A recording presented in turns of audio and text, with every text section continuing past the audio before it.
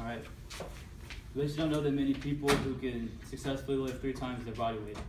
My name is Sam, and I'm one of the few people who has successfully deadlifted 500 pounds, which at the time was 3 times my body weight. Deadlifting, when done correctly, will strengthen your entire body top to bottom, but if you do it incorrectly, you can seriously long-term damage your body. So I'm going to tell you some tips to avoid long-term damaging yourself. First of all is your stance. The 2 stances for deadlift are conventional and sumo. Conventional is more shoulder width, and sumo is a wider base. I personally use sumo when I go heavy because it's less distance off the ground to pull the weight, first of all, and I just find it stronger when I can use the majority of my legs and back hamstrings to deadlift first. Another big thing is your grip. What's ideal is 2 hands down, but if you don't necessarily have that kind of like God-given strength in your forearms and whatnot, you can use the hook grip, the over-under, which is what I used to do when I was starting. Another thing, when you lock out, do not lean back too far because you can actually drop the weight, and I've done this. It takes out a bunch of skin on your thighs, which is quite painful, as you probably can imagine. So just like deadlift, squatting will also help all your lifts go up, but squatting also, just like deadlift, is if you do it incorrectly, it will long-term damage your body, starting with your back and down through your knees. So just like deadlift again, you want to work on your placement. When you go wider, I use wider when I go heavier, just like deadlift.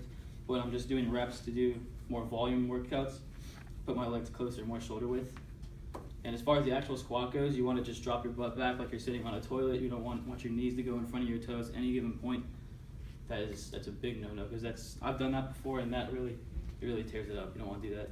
Another thing, when you drop your body, you want to control yourself on the way down and up. You don't want to drop too quick because your knees will start cracking, and my knees crack to this day because when I was starting, I didn't do it correctly. But I'm working on it now, and it's better. Yes, just like that. Just like the first 2, deadlift and squat. Bench is a little more difficult than it looks. Bench, you would think you just drop the weight and throw it up, but it's really a little more complicated than that. You really with deadlift and squat, your stance is your big foundation, but with bench, it's really your hands. You don't want your hands too wide or too narrow, because if you go too narrow, you're doing more arms. If you go too wide, you're going to hurt your shoulders. So ideally when you bench, you want your arms 90 degrees, like you'd make the L's with your arms, so that you would measure that and then stick your hands up, grab the bar, and you want your heels under your body when you bench, which is probably something not a lot of people have been taught before. But when you drive your heels into the ground, you actually generate more force up through your whole body, which helps the weight go up. You want to inhale on the way down, exhale on the way up. The only way you will not command respect in a weight room is if you quit. Strength is very relative to the individual, so you owe it to your body to be the best that you can be.